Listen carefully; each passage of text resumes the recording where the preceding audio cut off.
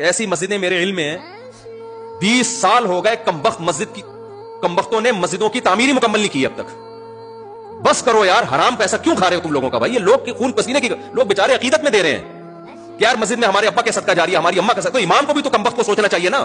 بس کر دو, ختم ہو گئی تعمیر. 20 سال بہت ہوتے ہیں, ہوئے جا رہا ہے. پھر جب بن جاتی ہے یار یہ توڑ کے یہاں بڑھا دو. یہ تو اپنے باپ کی جیب سے. مجھے غصہ آیا ہوا, آج میری بحث بھی ہوئی ہے کسی, اس لیے میں تھوڑا سا ایگریسو ہوا ہوں, تھوڑا جذباتی ہوا ہوں. کوئی پوچھنے والا نہیں ہے. محلے والے سارے پتہ نہیں کیا گوشت نہیں کھاتے, کیا سبزی پہ پلے ہیں سارے. آج ایک امام کی کمپلین آئی, 20 سال پہلے آیا تھا ایک مسجد میں, آتا پاتا کچھ نہیں ہے, مفتی لگا دیا اپنے نام کے ساتھ, روحانی عامل بھی بن گیا, سارا خاندان گاؤں دیہات سے لا کے مسجد میں بٹھا دیا. مؤذن اس کا چاچا, اور مدرسے کا استاد اس کے ماموں کا بیٹا, اور اللہ بھلا کرے آپ کا خزانچی اس کی پھپھو کا بیٹا. یہ بعض ائمہ یہ لوگ یہ کام کر رہے ہوتے ہوتے کمیٹی کو آہستہ آہستہ کھسکا دیا. اور یہ اتنے چالاک ہوتے ہیں کہ ادھر بھی ریلیشن, اس کے ساتھ بھی ریلیشن. امام کی ایک بہرحال ویلی ہوتی ہے, اس سیٹ سے بھی تعلق, اس سے بھی تعلق, اپنی مظلومیت کی داستانیں اس کے سامنے. کمیٹی میرے ساتھ, کمیٹی والے بعض جگہ پڑھے لکھے ہوتے ہیں, ان میں یہ عادت نہیں ہوتی فسادیوں کی طرح ہر ایک پکڑ پکڑ کے ان کے کان خراب کرو. ہوتے ہوتے 20 سال میں مسجد پوری کس کے کنٹرول میں آ گئی؟ امام صاحب اور ان کا پورا خاندان بیٹھ گیا. وہ میرے پاس شکایت آئی کہ وہ تو سولر پلیٹیں بھی امام اپنے گھر میں لے گیا ہے, مسجد کی پلیٹیں. مسجد کے نام پہ کروڑوں روپے چندہ آتا ہے, کوئی حساب دینے کے لیے تیار نہیں ہے. جب امام صاحب سے پوچھو امام صاحب اس کا حساب دیں, امام صاحب کہتے ہیں تمہیں عالم سے بات کرتے ہوئے شرم نہیں آتی؟ علماء عین بھی بڑا گاڑا نکالتے ہیں. یہ علماء سے ایسے بات کی جاتی ہے؟ علماء تو انبیاء کے وارث ہیں بھائی.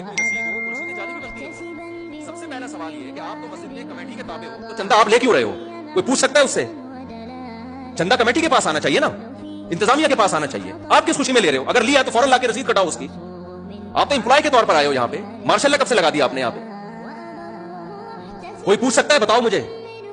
میں جذباتی اس لیے ہو رہا ہوں کہ مجھے پتا ہے اس بیان پہ میرے خلاف کتنا ری ایکشن آئے گا اس طرح کے فراڈی مولویوں کی طرف سے.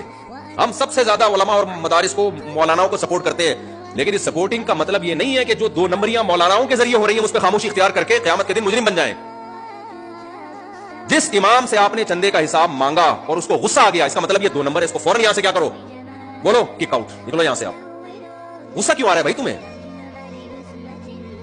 اور امام صاحب نے کیا کیا کہ مزید اوپر کمرے بھی بنا دیے, اپنے بیٹے کی بھی شادی کرا دی. اب مسجد کے گھر میں اس کے 3 بیٹے بھی, بہویں بھی رہ رہی ہیں. اصولی طور پر شریعت میں مسئلہ یہ ہے کہ جب آپ کوئی وقف کی چیز استعمال کرتے ہیں تو جو وقف کا ملازم ہے اس کے لیے تو جائز ہے, اس کے بچوں کے لیے بھی, بیوی کے لیے بھی, بہت زیادہ گنجائش ماں باپ کے لیے. ہمارے جامعۃ الرشید میں قانون ہے کہ جامعۃ الرشید نے جن ٹیچروں کو گھر دیا ہوا ہے نا, پہلے ریٹرن میں لکھا ہے کہ جس بیٹے کی شادی ہوگی اس کو یہاں سے بولو نکلنا پڑے گا, کیونکہ یہ آپ کی نسلوں کے لیے نہیں ہے, یہ گھر آپ کے لیے, آپ امپلائی ہیں.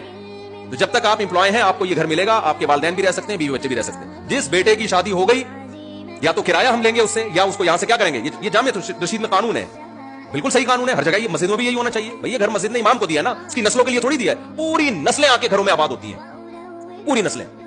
تو شرارت یہ کی داڑیاں ہیں ان کی, کمبختوں کی ٹوپیاں بھی ہیں. اور مجھے غصہ اس پر آتا ہے کہ 27ویں رات میں چیخیں مار مار کے روتے ہیں.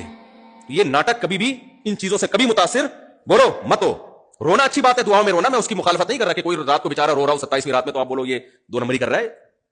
لیکن یہ کرائیٹیریا نہیں ہے کسی کے نیک یا برے ہونے کا کہ وہ دعاؤں میں لمبی لمبی ہاتھ اٹھا کے روتا ہے. بھائی آپ نے اس کے ساتھ معاملات کر کے دیکھے, معاملات میں 1 نمبر ہے تو بغیر روئے بھی اچھا ہے. وہ معاملات میں 2 نمبر ہے تو بھائی یہ ناٹک کی ہمیں ضرورت.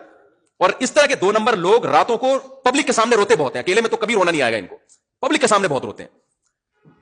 یہ بھی بہت غلط طریقہ ہے میرے بھائی, تو ہوشیار رہنا چاہیے ان چیزوں سے.